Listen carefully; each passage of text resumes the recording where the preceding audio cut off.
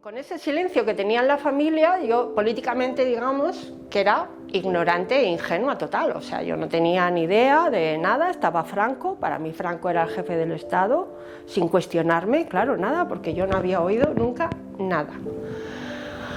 Pero cuando entré en la universidad, en el año 74, pues ahí cambiaron a empezar mi visión de las cosas, ¿no? Al ver cómo actuaba la policía, las cosas que pasaban, el ambiente que había en la universidad, ¿no? Claro, la movilización, ¿no? Y empecé a cuestionarme. Además empecé a estudiar historia, con lo cual el gusanillo, digamos, ya lo tenía garantizado, venía de serie. Mi nombre es Carmen Aguelo Radigales, tengo 66 años y estoy muy contenta de poder participar en este programa de Memorízate. Creo que soy un ejemplo de las personas que hemos crecido en un ambiente de silencio familiar, sin saber, sin escuchar nunca qué les pasó a nuestros padres o nuestros abuelos de jóvenes o de niños, ¿no? Bueno, uno cuando es pequeño o cuando es joven, pues si no te cuentan nada, pues no te planteas nada. Pero cuando te vas haciendo mayor, pues piensas que detrás de ese silencio tan espeso tiene que haber algo, porque no es normal que nunca te cuenten ninguna anécdota de nada, ni buena ni mala, quiero decir, nada, como si hubiéramos nacido ahí como una seta, como un hongo, ¿no? Yo creo que en ese silencio era muy importante o determinante la figura de mi padre. Mi padre se quedó huérfano, él y sus 4 hermanos jóvenes, él tenía 18 años y se quedaron con muy pocos recursos económicos para lo que estaban acostumbrados. Y eso yo creo que truncó su vida y con el tiempo pues no supo asumirlo, no supo adaptarlo. Luego, lógicamente, al crear una familia en los años 60, pues era una situación económica difícil y yo a mi padre siempre lo he percibido como una persona muy amargada, muy hermética, muy introvertida. Eso, nunca le veía contento o alegre o una persona que jugara contigo, de eso que te contara cosas, participativa en la familia, sino viajaba mucho. Entonces, respecto al silencio, bueno, eso por parte de mi padre, pero mi madre también participaba en ese silencio, aunque era de un carácter contrario, pero ella tampoco contaba cosas, ¿no? Y luego de mi familia yo conocí a los padres de mi madre, o sea, mis abuelos maternos. Que mi abuela pues era pues la típica viejecita, aunque no fuera muy mayor, pero de aspecto, que me quería mucho, yo la recuerdo con muchísima ternura, era su nieta mayor, su primera nieta, pero tampoco contaba nunca nada. Y con el tiempo yo me enteré que el que yo consideraba mi abuelo, el padre de mi madre, pues no era su padre biológico, era el segundo marido de mi abuela. Claro, en aquella época los jóvenes lo que queríamos era irnos de casa enseguida, empezar nuestra vida y tal, ¿no? Yo empecé a trabajar en el año 80, tenía 23 o 24 años y enseguida pues me casé, porque esa era la salida natural de entonces. Y te ibas de casa de cualquier manera, o sea, yo me fui a una buhardilla, nuestra situación económica no era nada boyante, pero el caso era marcharte. En aquella época, pues también las mujeres teníamos una situación laboral que éramos una minoría las que trabajábamos, éramos una minoría las que estudiábamos, o sea, estábamos en el mundo del trabajo, pues a lo mejor yo creo que estadísticas que he visto quizá de un 15 a un 16% eran de empleo femenino, ¿no? Y yo, bueno, como anécdota, ¿no?, en el sentido este de la sociedad patriarcal y machista que existía y religiosa, que todavía queda mucho, o sea, parece que hemos cambiado, pero no hemos cambiado tanto, ¿no? Hemos cambiado el discurso digamos, políticamente correcto y sabemos lo que hay que hacer, cómo hay que actuar y tal, pero otra cosa son las actitudes personales, ¿no? Pues cuando yo empecé a trabajar en el año 80, fui a entonces Caja Madrid a abrir una cuenta bancaria para meter mi nómina. Y al estar soltera, pues me pidieron el aval de mi padre. En aquellos tiempos tampoco podías, si estabas casada, no podías contratar un teléfono a tu nombre, tenías que ser el marido, es decir, estaba todo supeditado al permiso del marido o del padre. O sea, la mujer siempre estaba dependiente de una potestad masculina, ¿no? Bueno, yo con ese silencio que tenía en la familia, yo políticamente, digamos, que era ignorante e ingenua total, o sea, yo no tenía ni idea de nada, estaba Franco, para mí Franco era el jefe del Estado, sin cuestionarme, claro, nada, porque yo no había oído nunca nada. Pero cuando entré en la universidad en el año 74, pues ahí cambiaron a empezar mi visión de las cosas, ¿no? Al ver cómo actuaba la policía, las cosas que pasaban, el ambiente que había en la universidad, ¿no? Claro, la movilización, ¿no? Y empecé a cuestionarme. Además empecé a estudiar historia, con lo cual el gusanillo, digamos, ya lo tenía garantizado, venía de serie. Y ahí, bueno, pues empecé eso a cuestionarme las cosas, a mirarlas de otra manera. Luego empecé a salir también con un chico que su padre había sido socialista y entonces ahí ya entré un poco por el camino de contacto con los socialistas y con la Unión General de Trabajadores, ¿no? Al Partido Socialista me afilié en 1977 y claro, eso en mi casa yo vi que mi padre como que no le gustaba, ¿no? No puedo decir, porque nunca lo hablamos, con mi padre la comunicación no era, desde luego, vamos, fácil para nada, yo creo que era inexistente y si existía era mala, ¿no? Nunca lo hablamos, pero yo creo que, pues no sé, no le gustó, a lo mejor porque andando el tiempo supe que su familia había sido de derechas o porque pensaba que no respondía al modelo de hija que yo debía que él creía que yo debía de ser, ¿no? Como cuando te apartas un poco de tal. Entonces su actitud pues ya fue, digamos, ignorarme, ¿no? Yo iba a su casa, comíamos después, pero nunca me preguntaba nada, no hablaba conmigo, no. Entonces yo, pues bueno, seguí mi senda digamos, de actividad política. Luego llegó el año 80 y poco después de trabajar, eso como decía, pues ya yo decidí casarme para irme de casa. Ahí es la primera, digamos, oportunidad que tienes de elegir un poco, o bastante, cómo es tu vida o tu ideología. ¿Te casas por la Iglesia o te casas por lo civil? Porque claro, en el año 78 se aprobó la Constitución y nos podíamos casar por lo civil, antes no. Antes con Franco tenías que hacer apostasía de tu religión para casarte por lo civil. Ahí en nada. O sea, decir que renunciabas a...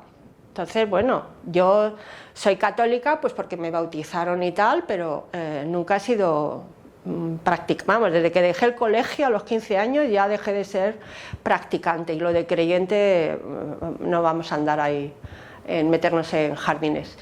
Entonces yo al decidir casarme, pues yo hice mi reflexión, ¿no?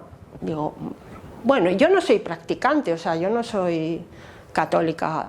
Digo, si me caso por la Iglesia, eso quiere decir que el día de mañana, si tengo hijos, pues tendrán que hacer la comunión, habrá que bautizarlos, tendrán que hacer la comunión, o sea, ya entras en el... Así que ahí me planté y dije, no, por lo civil. Eso fue una revolución familiar. Bueno, de verdad, yo no imaginaba que fuera a ser así, porque claro, la familia de mi padre, como era de esperar, vamos, como he comprobado después, decidió no venir. A él le pusieron la cabeza a mi padre que eso no era una boda, que eso no sé qué, o sea, dando todo tipo de juicios. La familia de mi marido, aunque eran, digamos, el padre era socialista, pero claro, las mujeres que no eran tan avanzadas, eran más conservadoras, como era lo normal en aquella sociedad, pues igual, ¿no? Bueno, si ir a la iglesia no cuesta nada, si total es media hora, si lo hace todo el mundo, o por qué no os vais a Andorra y volvéis diciendo que os habéis casado, y qué se pone uno en esa ceremonia, yo qué sé, o sea, era una cosa como si fueras a hacer...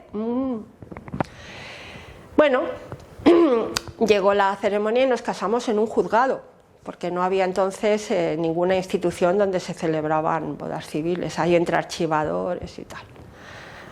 Bueno, quiere decir que eso, que la deriva de mi vida, pues cada vez yo llevaba mi vida y de mi familia, de mi padre, pues cada vez, digamos, se iba distanciando y la comunicación se iba haciendo más difícil, ¿no? Y mi madre, la pobre, pues estaba ahí metida en ese... Mi abuela murió en el año 75, además vivían en Zaragoza, yo no podía comunicar con ella, y claro, ya se perdió la oportunidad de saber un poco, ¿no? De levantar ese manto de silencio que yo había observado. Pero bueno, cuando te dedicas a otras cosas, eso, la vida evoluciona, ¿no? Yo estuve trabajando 24 años en la UGT, que a pesar de ser un sindicato socialista era un absoluto reflejo del machismo de la sociedad, porque los sindicalistas en general, y sobre todo en aquella época, en el 80, eran hombres. Y claro, las mujeres se nos reducía el papel a ser o secretarias o compañeras de, más allá de la actividad sindical, si la tuvieras, que eran, vamos, escasas las mujeres que podían hacerlo, ¿no? A lo mejor en el sector de la docencia, en la administración, sí, pero vamos, en las fábricas o centros de trabajo, muy difícil.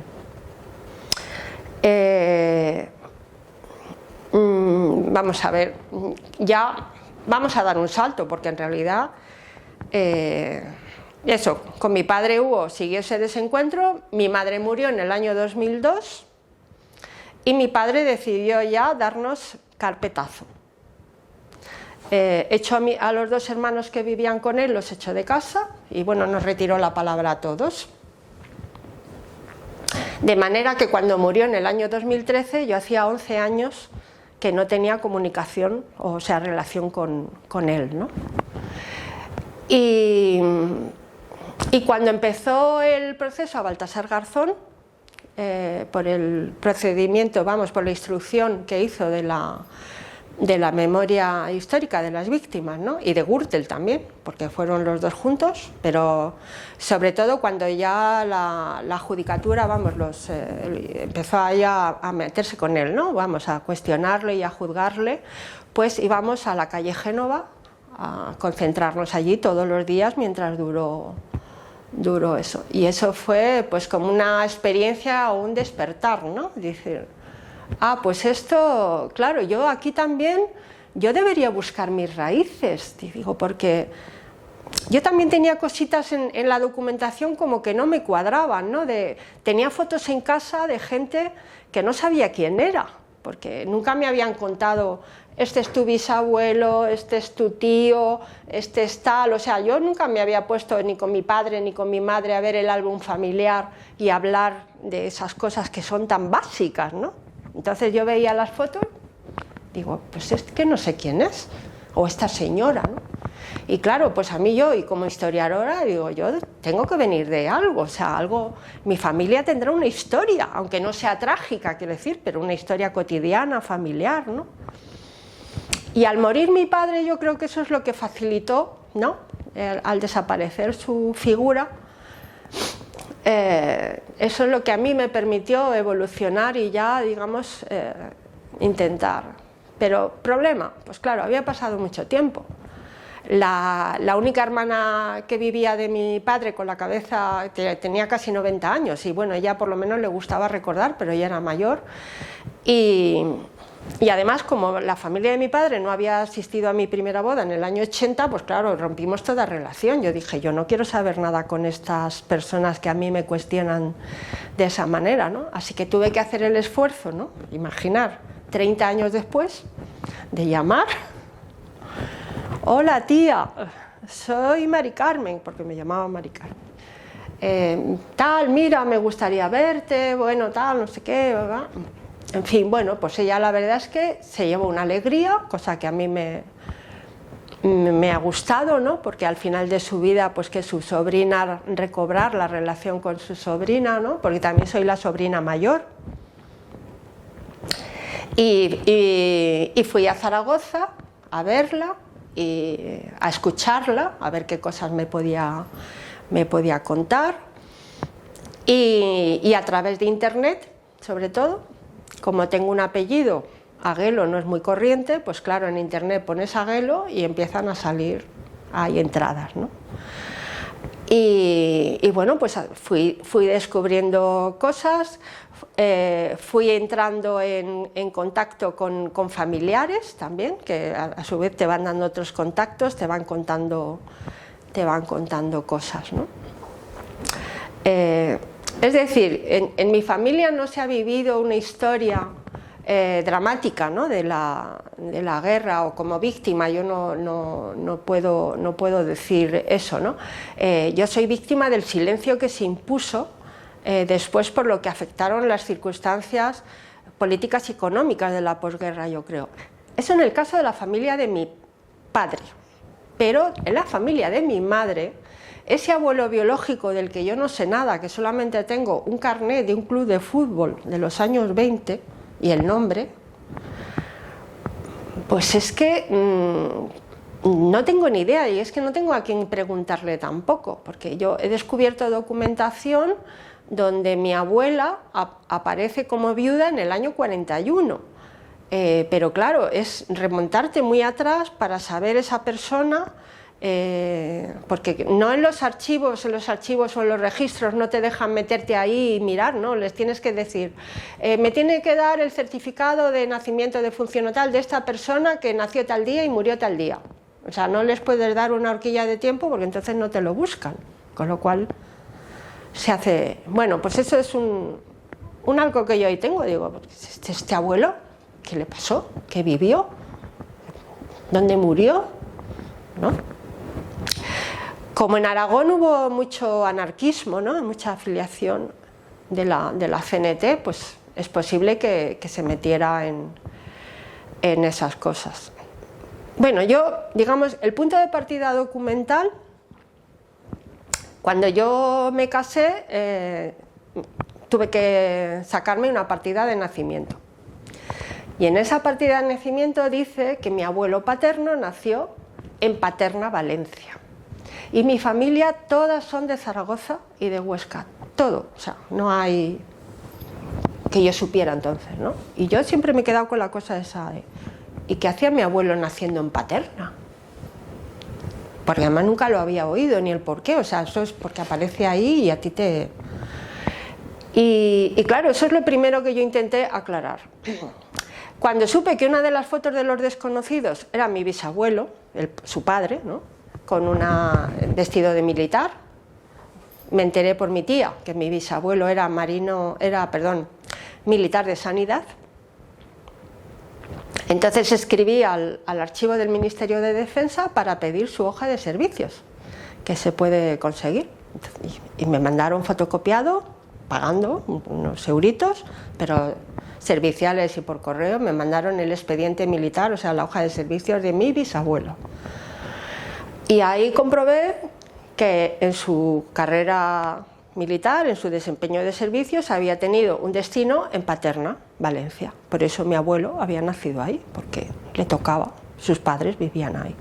Y esa fue la explicación de una cosa tan pequeña, quiero decir, ya le encontré el sentido, ¿no? Algo que me llamaba mucho la atención.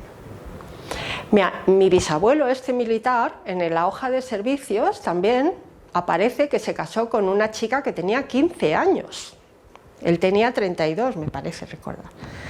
Y la chica con la que se casó tenía 15 años y no sabía ni leer ni escribir. Y creo que eso en la familia fue un escándalo, vamos, no me voy a extender mucho, pero me refiero que uno se pone a buscar, y esa historia, digamos, normal y cotidiana de las familias, que no hace falta ser protagonista de un drama o de nada, ¿no? Pero dices, ¿cómo? Que mi bisabuelo con 32 años se casó con una chica de 15. En fin, y más cosas. Bueno, toda la investigación de papeles, que he encontrado muchas cosas, en el portal que tiene el Ministerio de Cultura sobre migración, me enteré que mi abuelo paterno, o sea, el padre de mi padre, tenía una hermana, que yo nunca la había oído, que estaba casada con un diplomático que era cónsul, vamos, un diplomático de la República, que creo que fue cónsul, no sé si en Ceuta, en Melilla, bueno, en el norte de África, y tuvo que exiliarse al acabar la guerra. Entonces en el portal del Ministerio de Cultura aparecen sus pasaportes de los tres, de mi tía, de su marido y de su hijo, cuando se exilian, creo que a Colombia, como asilados políticos, con el aval de Indalecio Prieto y de Giral y de gente del gobierno, claro, porque mi tío abuelo ese era diplomático. Y yo eso me enteré en internet. Entonces, de verdad, es que son cosas muy emocionantes. Bueno, personal, parecen tonterías, ¿no? Porque hay gente que me dice, bueno, ¿y a ti qué más te da? Digo, ¿cómo que qué más me da? Es que son mis orígenes, son mi contexto, o sea, yo formo parte de una sociedad, ¿no? Por eso creo, ya también para ir terminando, porque, bueno, pues contar anécdotas podrían ser... pero creo que hoy en día, por eso este proyecto es tan importante, la memoria, reivindicar la memoria de aquella época, de aquella parte de la historia del país que ha influido sobre generaciones, ¿no? de los que la vivieron, los hijos que se callaron porque tenían que sobrevivir, y luego los nietos que hemos visto ese silencio. Creo que eso debe de desterrarse. Tenemos que hacer una revolución cultural para cambiar toda esa historia que nos han contado, vamos, que el franquismo creó, y la dictadura franquista, con tantísimas víctimas. Porque no se trata solo, vamos a dejar, digamos, a un lado las víctimas documentadas que están en las cunetas o en las cárceles, tal. No, vamos a hablar de las decenas de miles y cientos de miles de víctimas de la sociedad. Pensar en la mujer, todo lo que había conseguido en la República, o sea, el divorcio, el voto, cómo con el franquismo volvimos las mujeres al siglo XIX y a ser vigiladas, ¿no? Por la Iglesia, por los padres, por los maridos. Entonces, eso puede volver a suceder. A lo mejor no tanto, no tan descaradamente, pero sí quitándonos derechos en leyes, a través de leyes. Entonces yo creo que para las generaciones actuales, ¿no?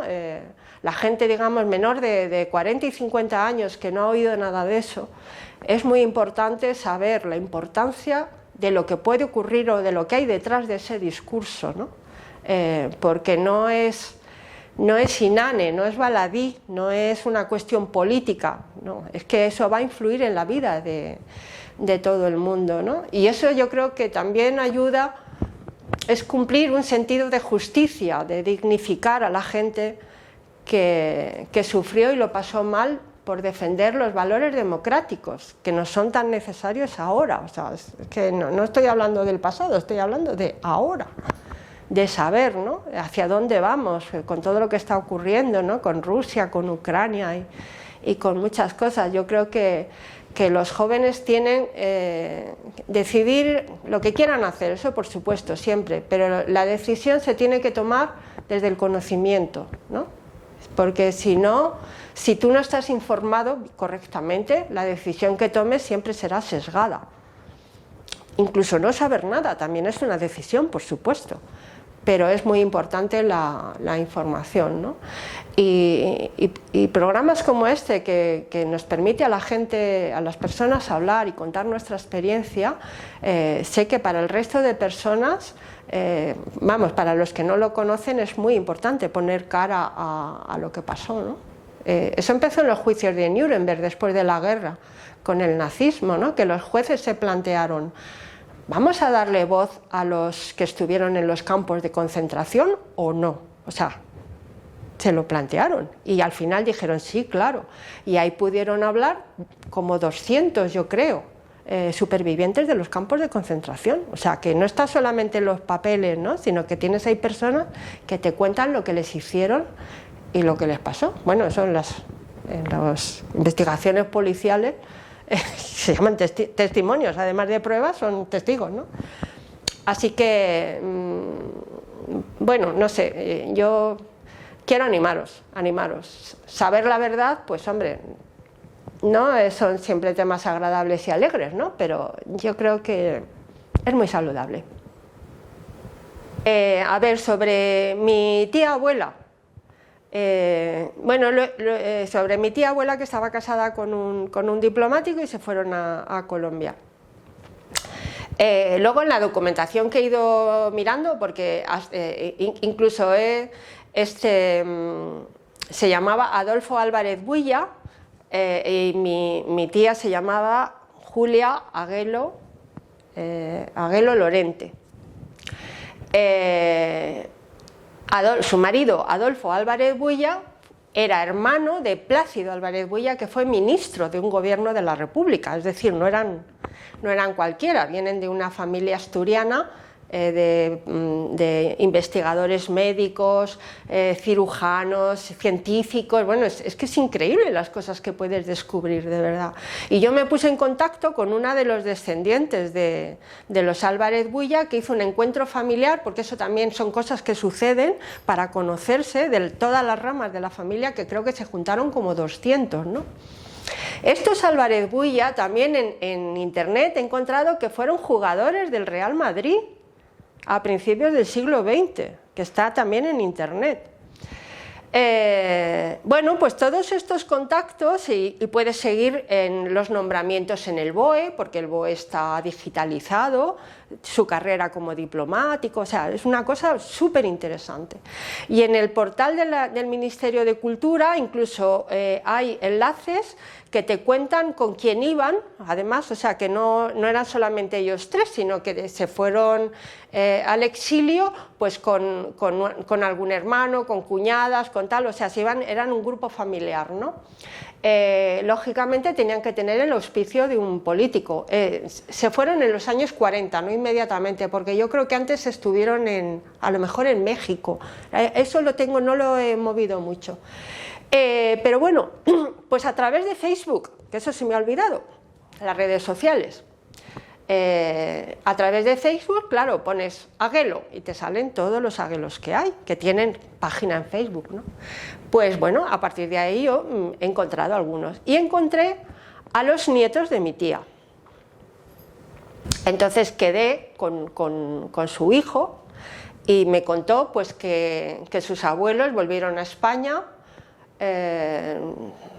Después de Colombia estuvieron en Estados Unidos, bueno, lo típico del exilio y tal, porque he visto documentación que mi tío abuelo, el diplomático, escribió para intentar retomar la carrera, claro, porque él era simplemente diplomático, hacía su trabajo de la República, pero pero claro, con el franquismo, olvídate, ¿no? O sea, y menos mal que no le hicieron... Aunque le investigaron los bienes a través de mi abuelo paterno, que lo había declarado albacea aquí en España, le investigaron todos los bienes que tenía y tal, por si podían incautarse con algo o hacer, que eso era una cosa propia del franquismo, ¿no? O sea, todos los bienes económicos fuera, ¿no? Bueno, el caso es que yo conocí a su nieto. Sus abuelos, eso, volvieron, después de estar en Estados Unidos, volvieron a España, y su hijo, el que había ido con ellos en el exilio, que tenía entonces 17 años, creo, en Estados Unidos empezó a trabajar como dibujante en los cómics de los héroes, de los superhéroes, en los años 70, o sea, y se hizo un cómic, bueno, estaba en el ABC, el Museo ABC, hizo una exposición sobre el cómic, y el primo hermano de mi padre estaba ahí, o sea, porque era uno de los dibujantes pioneros, y en España con el Capitán Trueno y muchos, o sea, de verdad, es que es impresionante. Buscando en internet, murió en el año 98, o sea, que yo podía haberle conocido, si mi padre hubiera dicho algo, ¿no? Murió en el año 98 en Madrid, y el país le hizo una necrológica como dibujante de cómic, ¿no? Entonces, bueno, por eso, que es que la historia tiene cosas también muy bonitas, ¿no? Es una pena no haberle conocido, eso sí. Otro misterio, como dentro de las fotos de los desconocidos, había en casa una foto muy chiquitita y rota, pero bueno, de esas que milagrosamente se conservan, ¿no?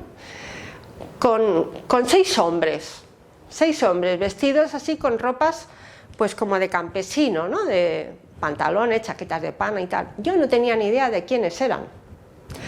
Pero claro, al ir investigando el historial de mi bisabuelo y la hoja de servicios y contactar con familiares, pues ya me enteré que los Aguelo Pascual eran 6 hermanos y la familia residía, era originaria de Mediana, un pueblo de Zaragoza que está muy cerquita de Belchite, un pueblo pequeño de unos 1000 habitantes. Y bueno, pues aparte de internet y de la gente que contacté, me contaron, y está documentado en un libro que coordinó Julián Casanova, el catedrático, que uno de los hermanos de mi bisabuelo era el alcalde del pueblo, era de izquierda republicana. En esa zona no hubo guerra, o sea, el golpe de Estado triunfó y fue zona nacional desde el primer momento. Lo que hicieron fue cambiar al alcalde, claro, a mi tío bisabuelo, como era de izquierdas, lo quitaron y pusieron a uno de derechas y todo se quedó ahí. Pero apareció un grupo de personas que fue al nuevo alcalde y a la Guardia Civil con una lista de vecinos del pueblo para que los detuvieran. El alcalde y la Guardia Civil del pueblo dijeron: ¿cómo vamos a detener a esta gente si son buenas personas? Sí, son de izquierdas, pero no han hecho nada, ¿no? Así que estas personas que exigían la detención se fueron a ver al jefe de Falange de Belchite, y ahí así vinieron al pueblo con refuerzos y tal, incluso amenazaron al alcalde de derechas por no haber querido detenerlos. Y se llevaron como a unos 80 vecinos, pensar, de un pueblo de 1000 habitantes, 80 vecinos. Bueno, la documentación dice que había 200 afiliados a la CNT en el pueblo de 1000 habitantes, porque claro, era una zona rural, eran labradores, ¿no? El caso es que, bueno, pues se los llevaron, entre ellos a mi tío bisabuelo, y ya no se supo nada más de ello. En la documentación pone que murieron por la zona de Belchite por herida de bala, y pues nada, que los asesinaron, ¿no? Y eso también me enteré después, y eso pues sí que fue un shock, la verdad, porque uno empieza en esto de la memoria, ¿no?, democrática e histórica como una cuestión de responsabilidad social o de afición también, ¿no? Y al final terminas viendo que bueno, que también eres una persona afectada en la familia, ¿no? Porque en España es muy difícil que no haya familias que no les haya tocado nada, ¿no? Y también es una de mis intenciones o de mis objetivos, trabajar para ver si se puede hacer algo con las fosas que hay en aquella zona, que es complicado porque primero fue nacional, luego fue la batalla del Ebro, o sea, cambió de mano muchas veces, y ya también hay fosas, digamos, de los dos lados del ejército, ¿no?, o de la represión. Pero yo creo que también se debe un homenaje institucional a las personas que tenían cargos públicos en representación popular, ¿no?, como los alcaldes y los concejales. La verdad es que Franco y los militares, vamos, el general Mola ya dio las instrucciones mucho antes del golpe. Se dice, no, esto fue el golpe, no, ya lo tenían pensado en mayo, todo lo que iban a hacer. Pues para ellos fue muy fácil tirar, porque estaba todo documentado, ¿no? Todos los alcaldes, todos los concejales, los miembros de los partidos políticos, de los sindicatos. Entonces simplemente era tirar de archivo, ir a detenerlos y hacerlos desaparecer, ¿no? Así que yo tengo un desaparecido, uno que yo sepa.